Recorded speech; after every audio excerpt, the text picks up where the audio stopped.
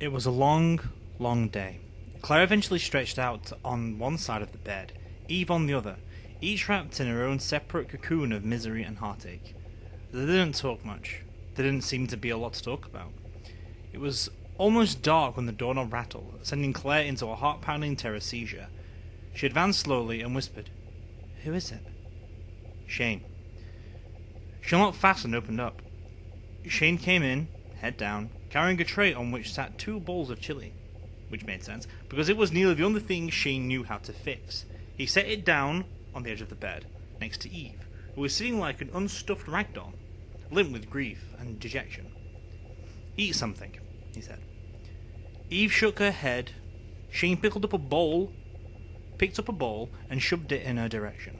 She took it just to avoid wearing it, and glared at him. Claire saw her expression change into something else, blank at first, then horrified. "It's nothing," Shane said as Claire came around to see. It wasn't nothing. It was bruises, dark ones, spilling over his cheek and jaw. Shane avoided looking at her. "My fault." "Jesus," Eve whispered. "Your dad." "My fault." Shane snapped back, got up, and headed for the door. "Look, you don't understand. He's right, okay? I was wrong." "No, I don't understand," Claire said, and grabbed his arm. He pulled free without any effort at all, and kept walking. "Shane!" He paused in the doorway and looked back at her. He looked bruised, beaten, and sullen. But it was the desperation in his eyes that scared her. Shane was always strong, wasn't he? He had to be. She needed him to be. "That's right," he said. "This town is sick. It's poisoned. And it's poisoning us too. We can't let it beat us. We have to take them out." "The vampires?" "Shane, that's stupid. You can't. You know what'll happen," Eve said. She put the bowl of chili back on the tray and got off the bed, looking tear-streaked and forlorn, but more like herself. "Your dad's crazy. I'm sorry, but he is. And you can't let him drag you down with him. He's going to get you killed. And Claire, and me too. He already..." She caught her breath and gulped. "He already got Michael. We can't let him do this. Who knows how many people are going to get hurt?" "Like Lissa got hurt?"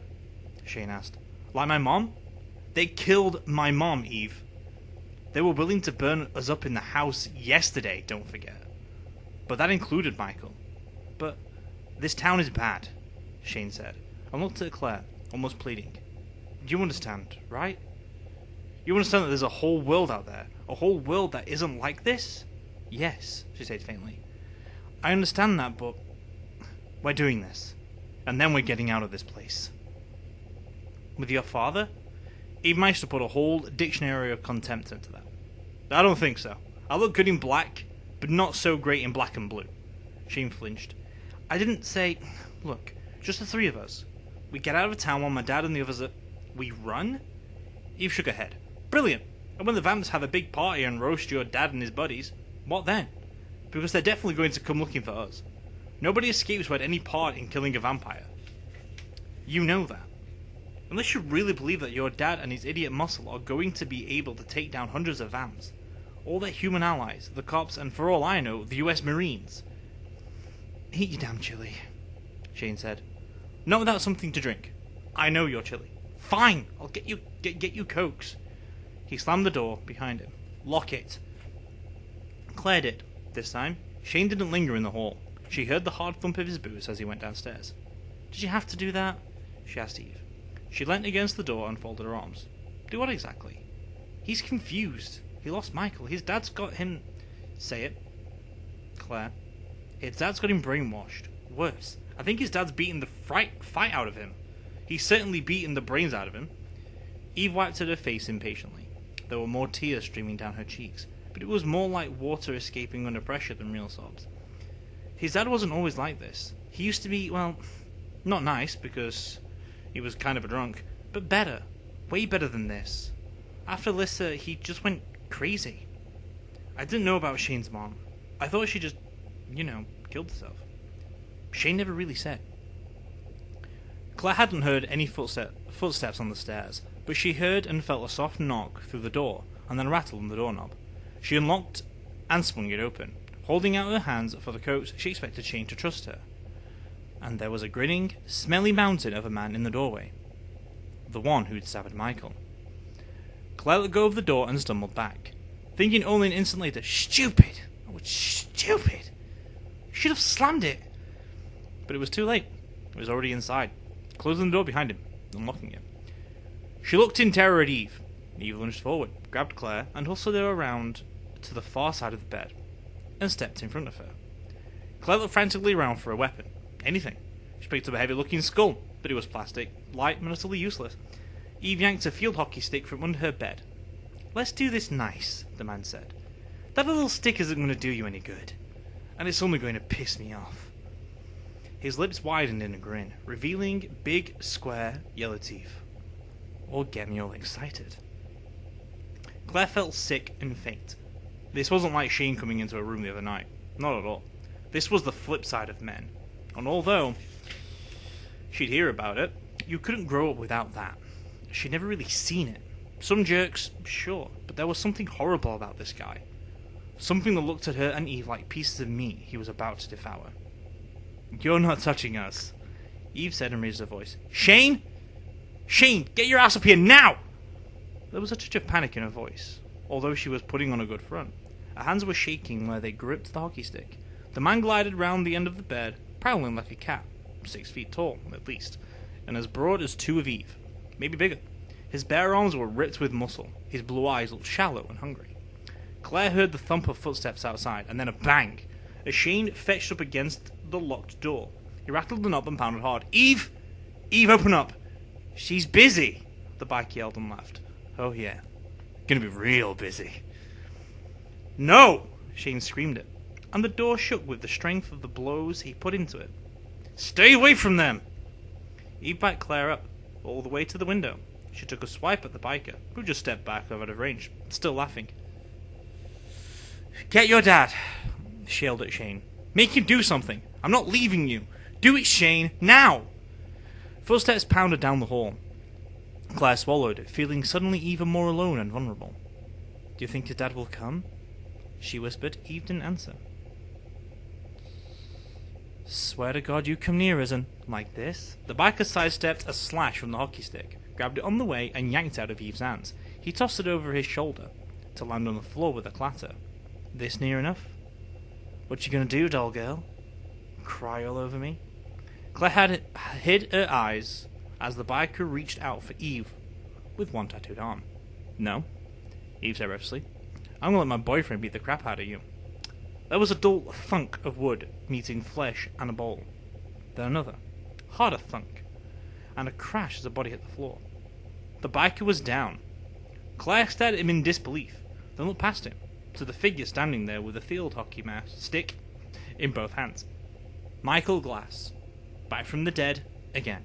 A gorgeous blonde avenging angel, breathing hard, flushed with anger, blue eyes flashing. He glanced at the two girls, making sure they were okay, and then put the blade of the hockey stick on the biker's throat. The biker's eyes fluttered and tried to open, but didn't make it. He relaxed into unconsciousness. Eve flew towards Michael, leapt over the biker's body, and fastened herself around Michael like she was trying to be sure he was all there. He must have been. He winced from the force of the impact, then kissed her on the top of the head without looking away from the man lying limp at their feet. "Eve," he said, and then glanced at her gentled his tone. "Eve, honey, go open the door."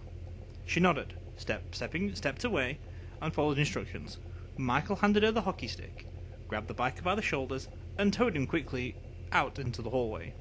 He closed the door again, locked it, and said, "Right, here's the story. Eve, you knocked him out with the hockey stick, and..." He didn't finish, because Eve grabbed him and pushed him back against the door, wrapping herself around him like a goth girl coat.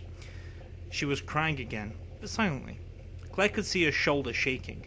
Michael sighed, put his arms around her, and bent his blonde head to rest against her dark one. "It's okay," he murmured. "You're okay, Eve. We're all okay." "You were dead!" she wailed, muffled by the fact that her face was still pressed against his chest. "Damn you, Michael, you were dead! I saw them kill you, and yeah, it wasn't too pleasant. Suddenly passed fast and hot across Michael's eyes, the reflection of a horror that Claire thought he didn't want to remember or share. But I'm not a vampire, and they can't kill me like a vampire. Not while the house owns my soul. They can do pretty much anything to my body, but it just gets fixed. The prospects of that made Claire sick, like standing on the edge of a huge and unexpected drop. She stared at Michael, wide-eyed, and saw he understood the same thing she did, that if Shane's father and his merry band of thugs found out, they might decide to test it out, just for fun. That's why I'm not here, Michael said. You can't tell them, or Shane. Not tell Shane? Eve pulled back. Why not? I've been watching, he said. Listening. I can do that when I'm, a ghost, Claire supplied. Exactly, I saw... Michael didn't go on, but Claire thought she knew what he'd been about to say. You saw Shane's dad hit him, right? I wanted to make him keep secrets from his dad, not now. Footsteps pounding up the stairs, then slowing when they hit the hallway. Michael touched his finger to his lips and eased out from Eve's frantic grip. He pressed his lips silently to hers. Hide! Claire whispered. He nodded and opened the closet, rolled his eyes at the mess inside, and forced his way in, burying himself in piles of clothes, Claire hoped. Miranda had been trapped in that closet after trying to knife Eve. Before the house had caught fire, she'd really done a job of messing things up. Eve was going to be furious. Both girls jumped at a hard blow on the door. Eve hastily unlocked the door and stepped back as it flew open and Shane charged through. How? He was breathing hard, and he had a crowbar in his hand. He'd have broken through the locks, Claire realized, if he'd had to. She came toward him slowly, trying to figure out what he was feeling, and he dropped the crowbar and wrapped his arms around her, lifting her up off the ground. His face was buried in the crook of her neck, and the warm, fast pump of his breath on her skin made her shiver in raw delight. Oh Christ, Claire, I'm sorry. I'm so sorry. Not your fault, Eve said. She held out the field hockey stick. Look, I hit him, twice. Good. Shane kissed Claire's cheek and let her slide back down to the floor. But he kept hold of her arms. His eyes, bright under the bruises and swelling, surveyed her carefully. He didn't hurt you? Either of you? I hit him, he repeated brightly, and brandished the stick again for emphasis. So, no, he didn't hurt us. We hurt him, all alone, without any help. So where's your dad? He charges to the rescue pretty slow. Shane closed the door and locked it again as the biker in the hall groaned and rolled over on his side. He didn't answer, which was answer enough. Shane's dad needed his bikers more than he needed Eve or Claire. They were expendable. Worse, they'd probably just become rewards. We can't stay here, Eve said. It isn't safe, you know that. Shane nodded, but he looked bleak. I can't come with you. Yes, you can, Shane. He's my dad, Eve. It's all I've got. Eve snorted, yeah? Well, what you've got I'd give back. Sure, you just walked away from your folks. Hey! Didn't even care what happened to them. They didn't care what happened to me. Eve almost shouted it. Suddenly the hockey stick in her hands wasn't so much for display. Leave my family out of this, Shane. You don't have a clue. Not a clue. I've met your brother, Shane shot back. They both went quiet. Dangerously quiet. Claire cleared her throat. Brother? Leave it alone, Claire, Eve said. She sounded dead calm, not all like herself. You really don't want to get into it. Bones in every family closet in Morganville, he said. Yours rattle pretty loud, Eve, so don't judge me. Here's a thought. Why don't you get the hell out of my room, you asshole? Shane picked up his crowbar, opened the door and stepped outside. He reached down and hauled the biker to his feet, and shoved him towards the stairs. The biker went, still groaning and weaving. Claire peeked through the gap in the door until she was sure they were gone, then nodded to Eve, who dumped the hockey stick and opened the closet door. Oh crap, she sighed. I hope nothing's torn in there. It is not easy to get clothes in this town, Michael. Oh wait, sorry. No mind. Claire looked over her shoulder. A pile of black and red netting stirred, and Michael's blonde head appeared. He sat up, brushing off Goff, and silently held up a pair of black lace panties. Thong. Hey! Eve yelped, and grabbed them from his fingers. Personal and laundry! Michael just smiled. For a guy who'd been stabbed, hacked up, and buried less than 24 hours ago, he looked remarkably composed. I'm not even going to ask what you wore them with, he said. It's more fun to imagine. Eve snorted and gave him a hand up. Shane's taken our new boyfriend downstairs. What now? We can't exactly shimmy down a drain pipe. Not in fishnets, you can't. He agreed. Straight-faced. Get changed. The less attention you attract from these guys, the better. He grabbed a pair of blue jeans from the floor of the closet, and a baby doll tee that must have been a gift. It was aqua blue with a sparkle rainbow over the chest. Very not Eve. She glared at Michael and tapped her foot. What? He asked. Gentlemen, turn around. Or so I've heard. He faced the corner. Eve stripped off her spiderweb lace shirt and the red top beneath, and stepped out of the red and black tartan skirt. The fishnets were garters. Totally sexy. Not a word, she warned Claire. Unrolled them down. She didn't take her eyes off of Michael. There was red burning hot in her cheeks.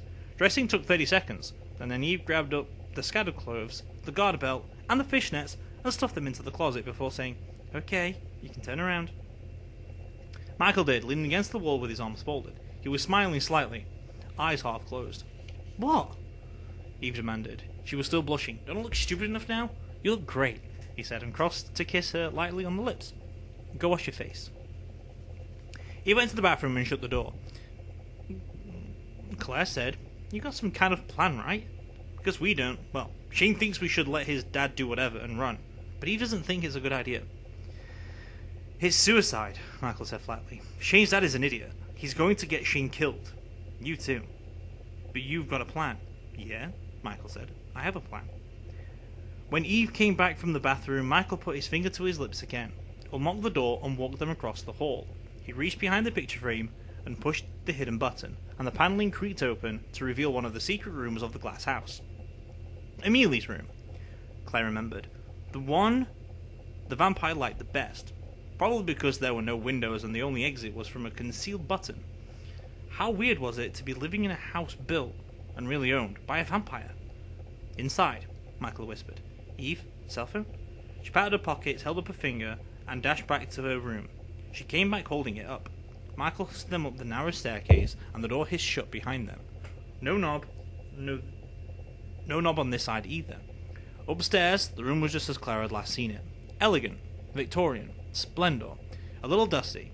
This room, like all of the house, seemed to have a sense of something present in it, something just out of sight. Ghosts, she thought. But Michael seemed to be the only ghost, and he was as normal as could be. Then again, the house was alive. Kind of. And it was keeping Michael alive too. So maybe not so normal. Phone. Mike held out his hand as he sat down on the couch. Eve handed it over, frowning. Just you are planning to call? She asked. Ghostbusters? It's not like we have a lot of options. Michael grinned at her and pressed 3 keys, then activated the call. The response was nearly immediate. Hello? 911? This is Michael Glass, 716 Lot Street. I have intruders in my house. No, I don't know who they are, but there are at least 3 of them. Eve's mouth locked open in surprise, and Claire blinked too. Calling the police seemed so normal, and so wrong. You might want to tell the officers that this house and its occupants are under the founder's protection. He said, they can verify that, I guess. He smiled and hung up a moment later, handed the phone back, and looked very smug. And Shane? Claire asked. What about Shane? Michael's self-assured faded. He's making his own choices, he said. He'd want me to look out for the 2 of you first, and the only way I can do that is to get these guys out of my house. I can't protect you 24/7. In the daytime, you're vulnerable, and I'm not going to float around and watch while you get... He didn't finish, but Claire and Eve knew where that was going. They both nodded. Once they're out of the house, I can keep them from coming back, unless Shane lets them in, or one of you. Though I can't see that happening. More head shakes, this time more violent. Michael kissed Eve's forehead with obvious affection, and ruffled Claire's hair. Then this is the best way, he said. It'll shake them up anyway. I'm sorry, Eve said in a small voice. I didn't think... I'm so used to thinking all the cops as enemies. And besides, they were just trying to kill us, right? Things change. We have to adapt. Michael was pretty much the king of that, Claire thought. He'd gone from a serious musician with his whole focus on making a name for himself to a part-time ghost trapped in a house, forced to take in roommates to make the bills. And now he was trying to save their lives. And he still couldn't escape himself. Michael was just so responsible. Claire couldn't even imagine how someone got that way. Maturity, she guessed, but that was a lot like a road through fog to her. She had no idea how she was supposed to get there. Then again, she suppose nobody really did know, and you just stumble through it. They waited. After about 5 minutes, there was a wail of sirens in the distance. very faint, because the room was well soundproofed. That meant the sirens were close, maybe even by the house already. Claire rose and pressed the button concealed on the lion's head arm of the couch, and the sirens immediately increased in volume as the secret door opened. She hurried down the steps and peered out. No one in the hallway, but from downstairs she heard angry shouting, and then the sound of a door banging open. Motorcycle engines roaring, tires squealing. "They're going!" She yelled up, and pelted out into the hallway, down the stairs, breathless to find Shane. Shane was up against the wall, and his father was holding him by the throat. Outside, police sirens suddenly cut off. "Traitor!" Shane's dad said. He had a knife in his hand. "You're a traitor! You're dead to me." Claire skidded to a stop, found her voice, and said, "Sir, you better get out of here unless you want to end up talking to the vampires." Shane's father turned his face towards her, and his expression was twisted with fury. "You little bitch," he said. "Turning my son against me." "No." Shane grabbed at his father's hand, trying to pry it free. "Don't." Claire backed up. For a second, neither Shane nor his dad moved, and then Shane's father let him go and raced for the kitchen door. Shane dropped to his knees, choking, and Claire went to him. Just as the front door banged open, splintering around the lock, and the police charged in. "Oh man," Shane whispered, "that sucks. We just fixed the door." Claire clung to him, terrified, as the police swarmed through the house.